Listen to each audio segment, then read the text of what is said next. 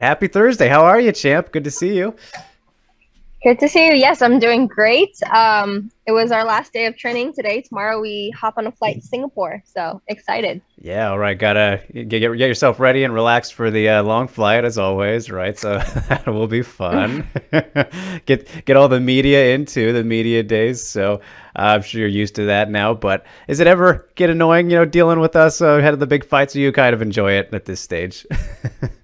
No, you know what? It's like I know we gotta get it done because we gotta hype up the fight, and the more people that hear through the media, the more people who are tuning into the fight, and that's what we want. So no biggie, it's all good. Yes, of course. And I wanted to ask, how was your summer for you? I know it's probably always summer like in Hawaii and whatnot, but with the new dynamic, enjoying stuff with the family, Ava and everything, just how was it this year? It was great. We went to the beach a lot more than the other years actually because my daughter, she loves the water, she loves swimming, so we got to hit up the beach a lot and yeah, just take advantage of this beautiful island. Absolutely. And is it kind of, have you gotten to that point yet where she's kind of starting to understand what mommy does for a living and that kind of thing, or is she still too young for that? I think she has a good understanding of what I do. I mean, she knows the cage. When we go see other fights too here in Hawaii, she says cage, cage. And the other day, right before bed, she landed a nice ground and pound right to Mama's jaw. I was in shock. I didn't know what to say, but I was kind of proud. But then I had to say, "Oh no, no," scold her. But it's what she sees in the gym all the time, so I Right. assume she thinks it's normal. I mean, hey, it's just naturally in her, right? So we'll see where things go down the line. But that Lee family power is, yeah, going through. But I mean, speaking of that, since we last got up, Angela, Christian got the belt back, which is super cool to see. Great performance by him, as always. I mean, what was that like for you to see your brother, go through? Always there's the roller coaster ride of MMA for everybody, right? But for him and getting the title back, what was this one like? Oh, I'm so proud of him. Yeah, we were super excited. We knew that he was gonna get his belt back, and he did it in devastating fashion. Was super excited. I think that's the best Christian's looked. He just wrecked him, just completely destroyed him, and he didn't want to leave anybody with any doubt. So yeah, super proud. He's the champ, and that's what he showed to everybody. Of course. And I know that you guys are always kind of like wanting to carve out your own journeys and do things in your own way, despite, having the family dynamic and being supportive, of course, and all that kind of thing. And it's always motivating, I'm sure, to see the success of each other, of course. But like, just how much do you take away from like the motivating factor of seeing, let's say Christian go and do these things himself? Oh man, when Christian came back from his fight, when I got to see him, go through his whole camp, and our camps kind of overlapped because when they left for Christian's fight and they came back, I was like maybe 5 weeks out from my fight. So just in the middle of it, and it was a huge motivating factor, to go and see him go out there and handle business like that. Definitely made me want to step up in training and push myself. So definitely hoping to get a performance like that. It's hard to compete with Christian. Right. Christian's striking is just unbelievable, but I'm gonna do my best. Well, I was gonna say, like, is there kind of the bragging rights there, and you want to go out and top with like a better finish or performance ever? I don't think it's not so much like trying to top it, Right. but it's it's like, oh man, seeing my brother go out there and wreck somebody just fires me up to go out there and wreck somebody. Yeah, and especially, I mean, a rival like Xiong JingNan. I mean, this one is super, super exciting, Angela, especially for me, someone who's been following both your careers. And the first two fights, I think we've talked about them before. Of course, how could you not? Two of the best fights ever. You guys are just kind of made to fight each other, it seems, stylistically. And for this one, though, clearly you're supremely confident as always, and you got the win the last time around, and then have come back since motherhood and looked great in the last fight too. But just like when you look at everything for this one, is it like easily the biggest fight of your career? You've had so many big moments, but the story of this trilogy, champ versus champ, I mean, it's huge. Like, how do you look at this one? It is. I agree with you. I think this is definitely the biggest fight of my career so far. Uh, my fight with Stamp earlier this year in March, that one was huge. It was my big comeback fight after giving birth and having my baby. But this one is for champ status. And, you know, to go through this now while being a mom, it's just something I never would have predicted. Um, but I think everything happens for a reason. Maybe I wasn't meant to claim the title in 2019 because I was meant to do it now as a mom. Okay, of course. And I mean, yeah, it's like I was saying, very confident as always. And I'm kind of curious, if some of these factors are maybe what have led to it. I mean, of course, you got the win over her the last time. I know you haven't been impressed with her performances since then, as we've talked about in the past too.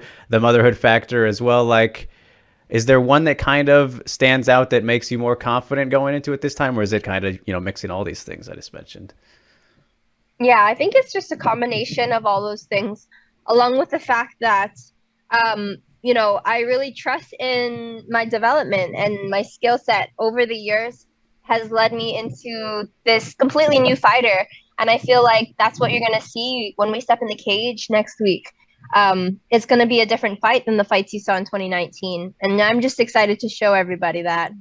Yes, we can't wait to see it. So, like, when you look back on both of those, I'm sure, going from the first one to the second, there were a lot of things that you took away. And then from the second one as well, just like what were kind of those big lessons that you learned and have tried to focus on, of course, when preparing for someone specifically like her, but in general, too, whether it's life or preparations just for everybody, what kind of came out of those two fights initially for you?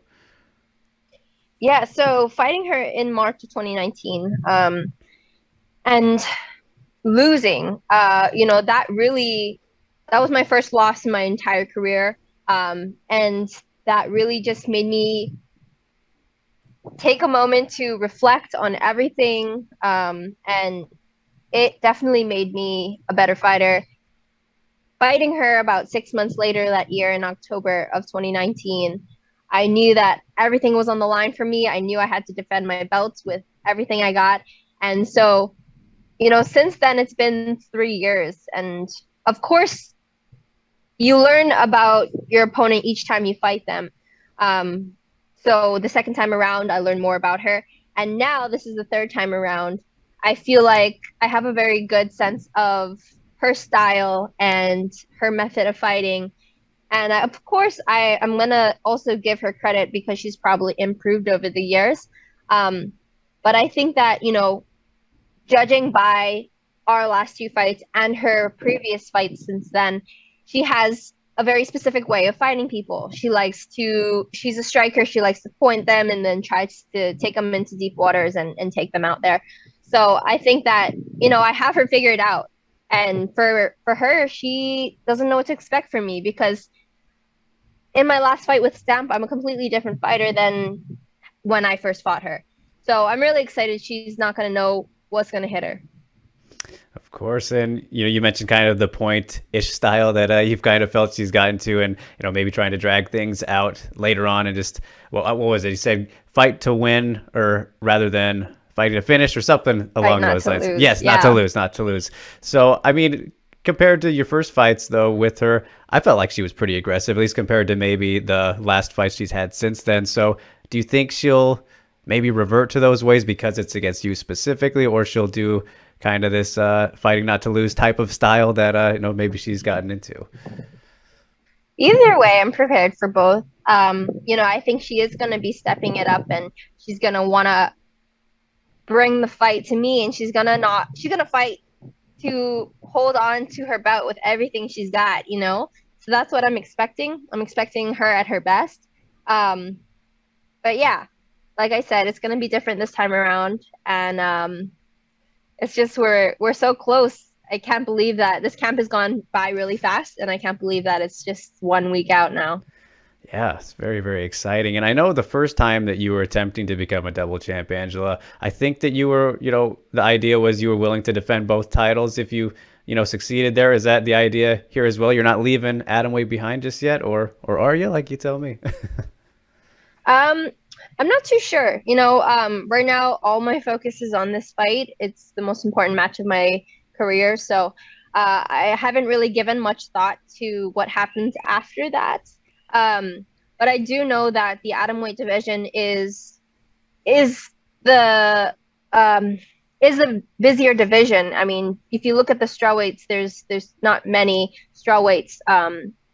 So I do feel like I can still defend both. But I mean, I don't want to really say anything until after the Right. fight. Yeah.